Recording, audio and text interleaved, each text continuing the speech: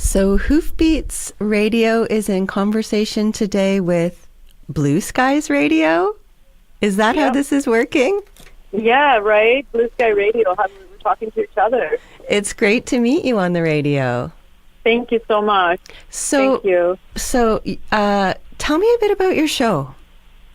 I actually started a show called Blue Sky Horse Radio in 2014 in October because I wanted to be able to put voice to all of the people that I had gotten to know and that I knew was out there working on behalf of horses in Canada and in the United States as well. All of these phenomenal people that I was following and I gotten to know. And I just, when I finally figured out that I was going to be able to have a radio show, I thought, wow, maybe some other people can get to know them too, just trying to be a voice for horses, basically. Yep. And then I changed it recently to Blue Sky Radio because you realize once you have a conversation that you need to get more audience. And if we only talk to the people who love horses, then we're going to miss a lot of people. So I decided that I would open up the topics much more and call it Blue Sky Radio. But I kept the logo of the horse, and horses are always the theme, and horses are always in the center of it. So, but it's Blue Sky Radio, but we still have the horse logo. That's cool. Mm-hmm. So, and what about your show? Because I'm so excited about your show because I'm getting to know you, and you've been doing your show much longer than I have been doing mine. It's true, and CFRU has a nice feature where the shows archive, so you can listen back on the internet. Does Nice. your show, you have to catch it live, don't you?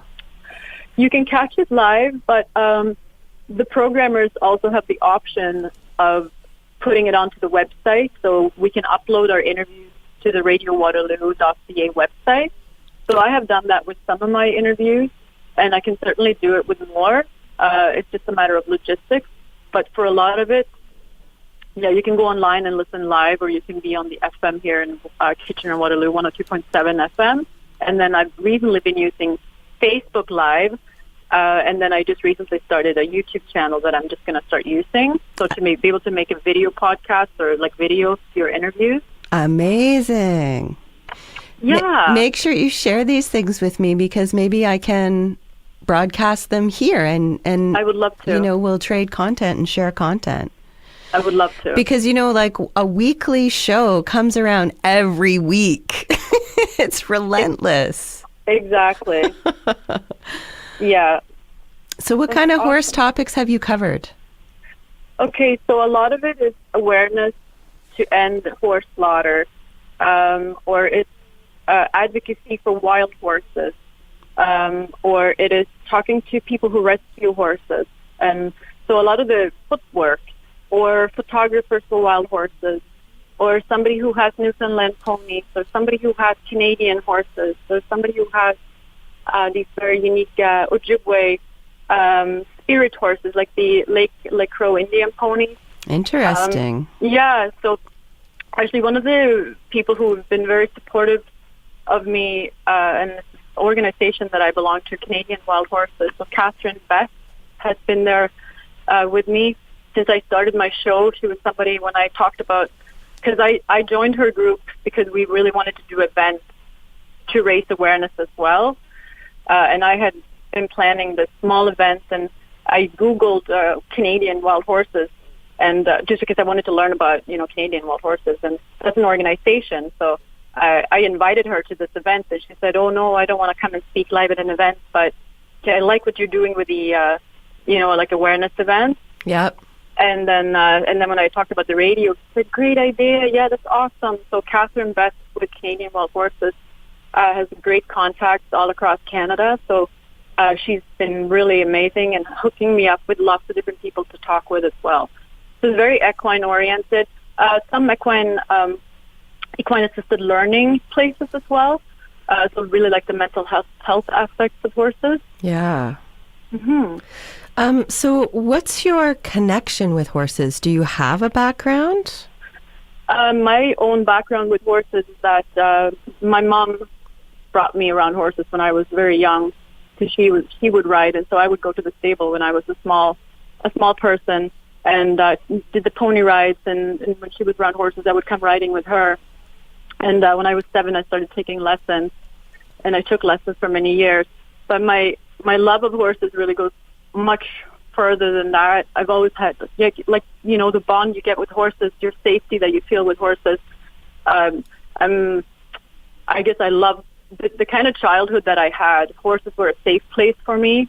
So there was a place that, you know, just like for a lot of people, when you have a difficult family life or something like this, like, it can be a place that, you know, you find some kind of sanctuary. Yep. And I find that mostly as an adult, when I look back, and like now when I see what's happening in the horse world, with so many horses being at risk in this industry of horse slaughter in Canada, like how I decided to, you know, start a radio show, or that I wanted to do events, because I love horses, and I know that horses need our help, but also that people need horses. You know, this therapeutic feeling that we get is real, and that people really need it. So I decided to what I can do for horses, because I used to just sit and cry when I watched these videos and I found out about horse slaughter. It's devastating. And when I decided that I wanted to do something, I felt better, because I felt like I could be a part of the solution, even though the problem is so big. When you feel like you're at least on the right end of it, Yep. you feel a little bit better. So my connection has been that.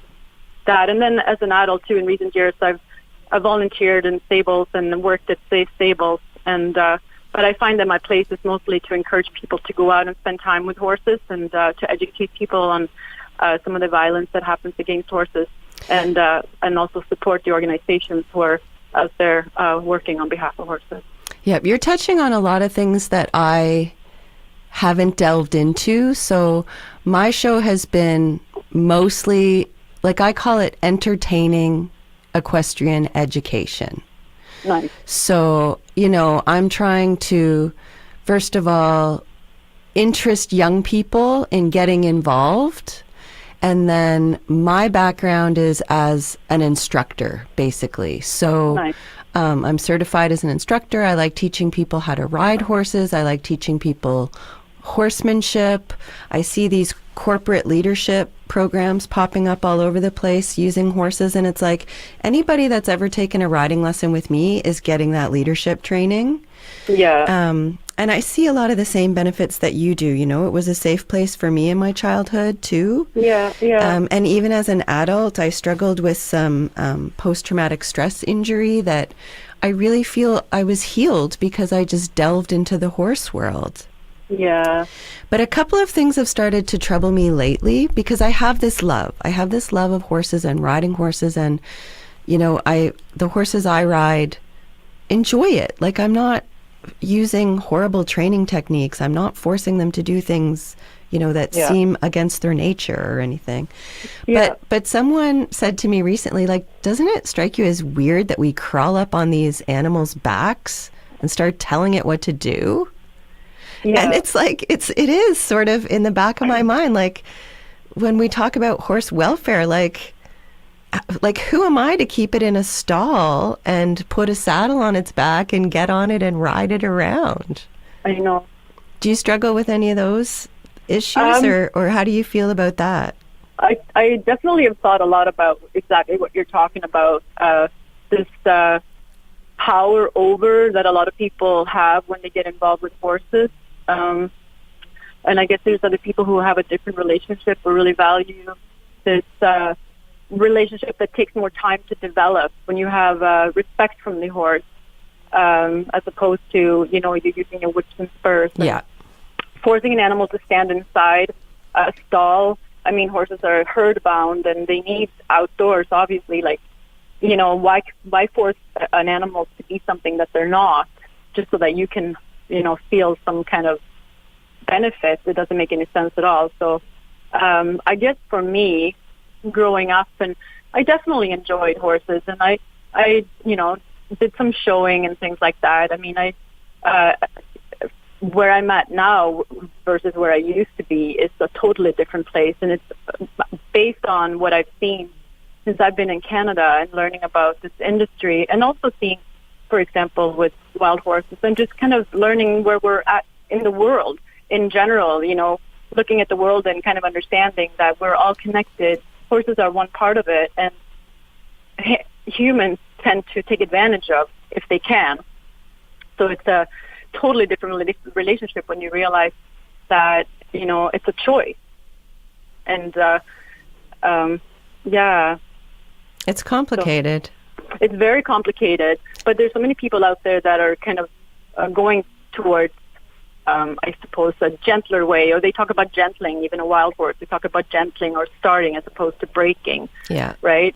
But I mean, at the same time, like I talk to some people and I hear about the behaviors, even of some farriers, and how some people behave in their stables, and there's a lot of violence, there's a lot of forcing, there's a lot of punishment that people do to horses, and they're horse professionals. I'll tell you something else that's scaring me is the ignorance. There are so many people, like you talk about the gentling and you talk about the therapeutic aspects, and the people need horses and horses need the people. I've seen a lot of like equine therapy places popping up, and I feel the horses aren't being cared for properly. And I've seen sanctuaries where, the conditions are not suitable. Yeah. It's so difficult. It really is difficult, yeah. There's always people taking advantage. That's like people get into charity because charity sounds really good. And if you want people to think you're a good person, then you do charity because it's awesome and everybody, it's a well-being feeling. But, that doesn't mean that everybody who gets into charity is doing it for the right reason.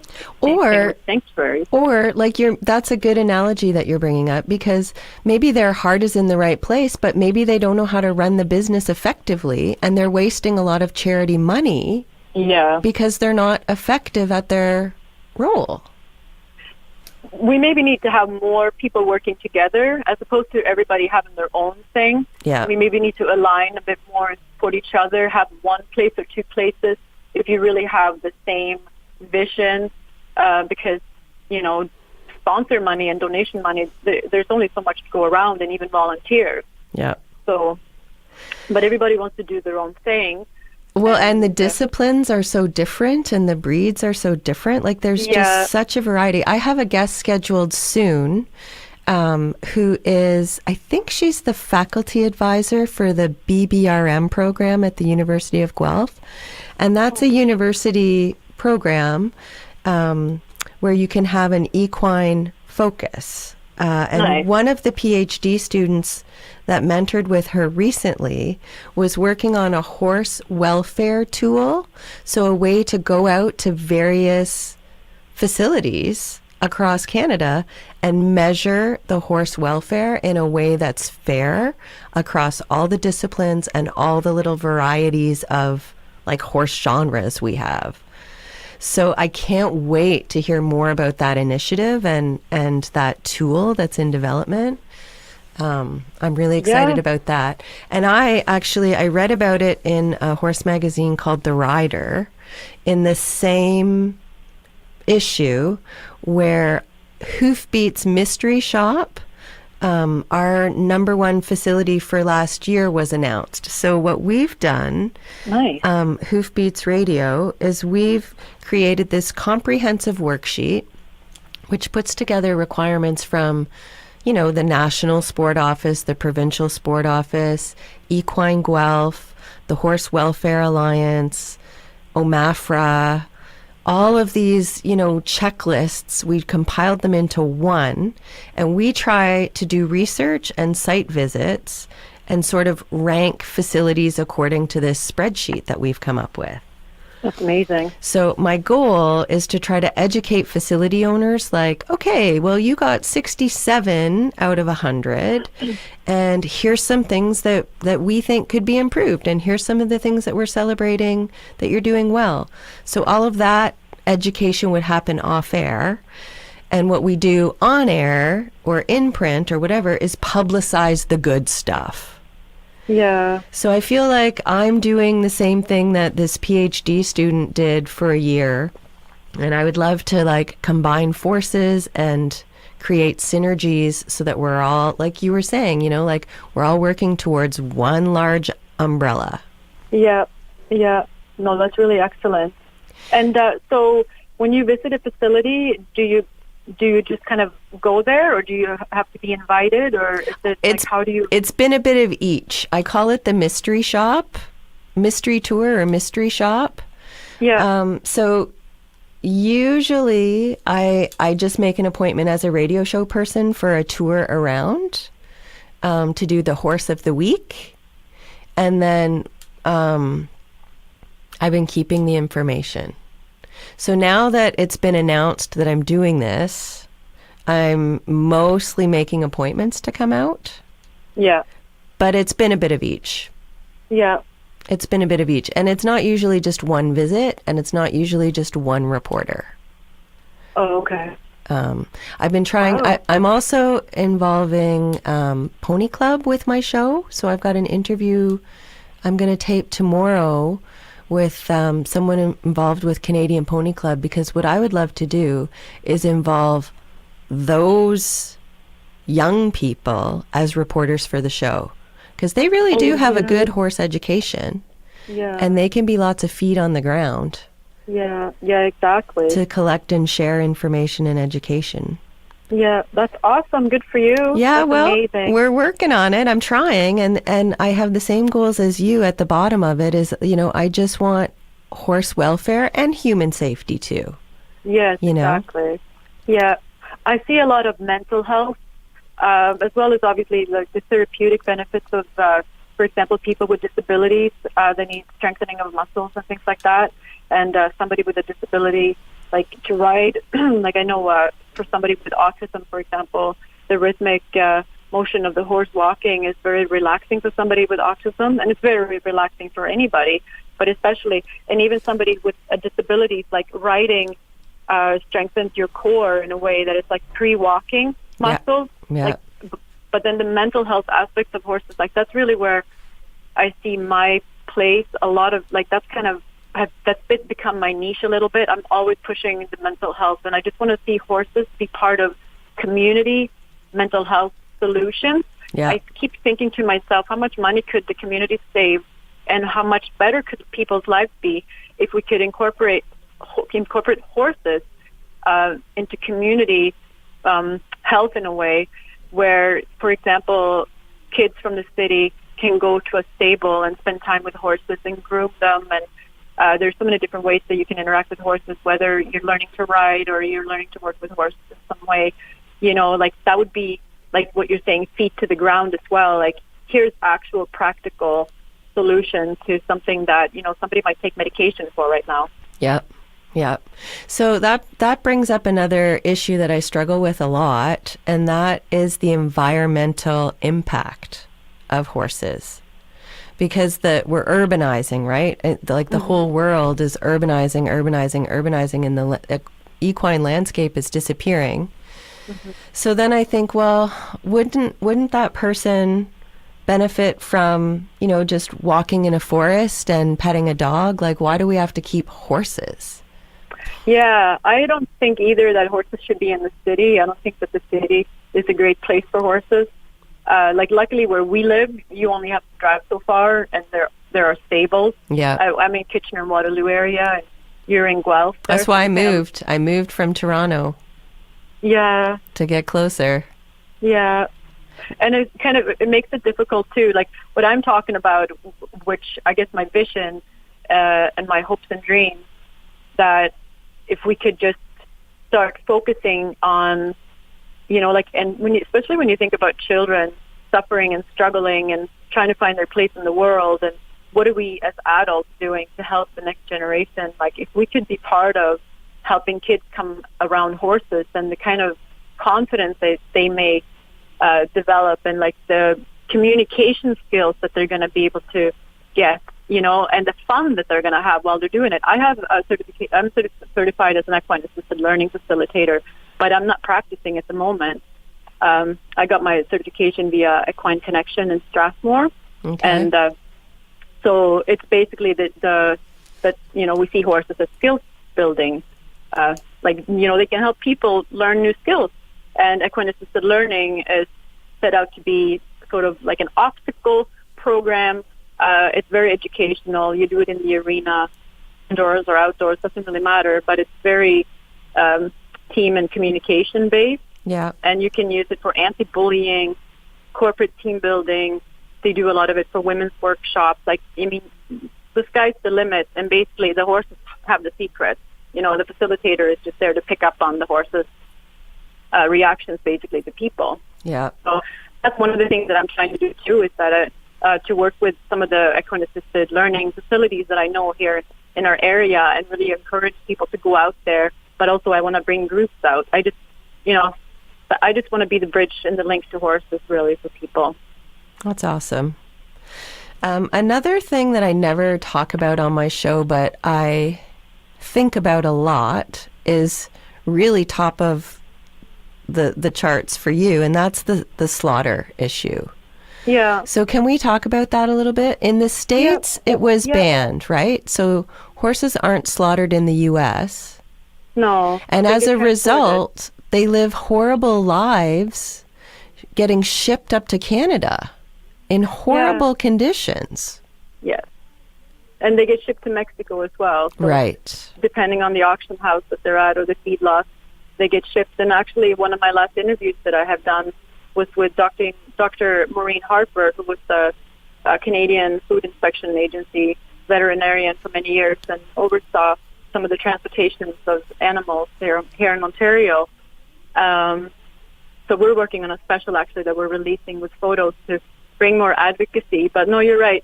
65% of the horses are shipped from the United States to Canada because they made it illegal to slaughter horses for human consumption, but they didn't make it illegal, the transportation of horses for the same purpose. So they just ship them here or to Mexico.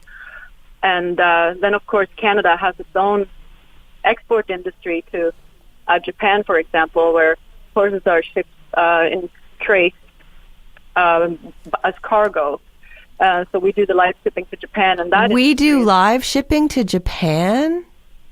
Yes, and like it's unbelievable. Like even the fact that you're not aware of it. No, I did not know that. Yeah, no, this is an absolutely horrible industry, and I think something like 5,000 horses were shipped last year, and they want the draft horses because the drafts, of course, have more meat.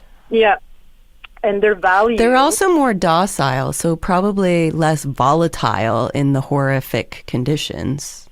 Yeah, likely. But for sure, most of it is that they get so large, and then they're considered delicacy. They eat it. It's fresh horse meat that they want. So that's why they do the live shipping. And the whole industry is absolutely gruesome. They pack sometimes up to 4 horses into one crate. And actually, they've just changed the regulations from bad to worse in that they used to have a size, like a limit. You were supposed to separate the horses after a certain size, which they weren't doing anyways because they want to put as many horses into one crate because then they get more value for their every shipment. But so, you know, that's where my heart is at, is really just to try and get word out to people like, you know, what do you think about this? Do you think that we should be shipping Canadian? Do you think we should be shipping horses to another country overseas? I mean, some of them arrive dead. I mean, if they go down in a crate, they may never make it up. They get trampled. Yeah. And I mean, not to even mention, like, I'll forward some photos to you. No, I can't handle it. I know it's really brutal, but even from the feedlot here in Canada, and Dr. Judith Sanson French, who is also a very well-known spokesperson for, like an anti-slaughter advocate. She had visited a slaughterhouse in Richelieu, the Quebec horse slaughterhouse, and so I have some images from there via Dr. Harper, and I just was looking at them the other day, and I had never seen horses actually when they have been. I've seen photos from the kill box, and I've seen videos like that, but I had never seen them actually in the slaughterhouse waiting. And the look on these horses' faces, like I broke down crying. That's where I feel like I would rather advocate is on the transportation and the how they die. Yeah. No, rather than trying to end the slaughter, I would like to humanize the slaughter. somehow and make it very, at least, you know, I don't know, like a quick painless death versus So- this long drawn out transportation torture. yeah. For then the that's big- like euthanizing versus slaughter, because there really is no humane slaughter. A lot of these places where they end their lives, first of all, weren't built for horses, so they were built for cattle. Yeah. And as you know, horses are flight animals, so Yeah. they know what's happening. They're trying to get away from it. Like, there are so many occurrences of not being able to render the horse unconscious even, and they're bled out still alive, like things, or still conscious. So there's just so many. I know what you're saying, and I guess the reason I have these photos is because I'm putting together interviews Yeah. together with images. Someone So told that- me in Germany, if you have a horse that, you know, for whatever reason, he's not useful in his role as a horse, you just take him, you hand walk him around the corner to the butcher shop, and they put a bullet in his head.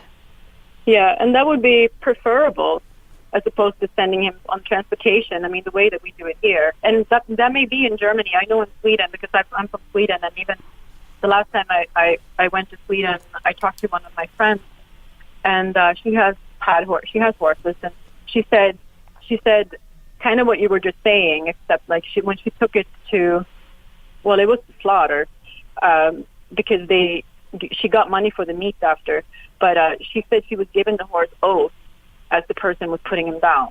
So, like, again, it's a very Right. different situation. Yeah. The horse was with his owner.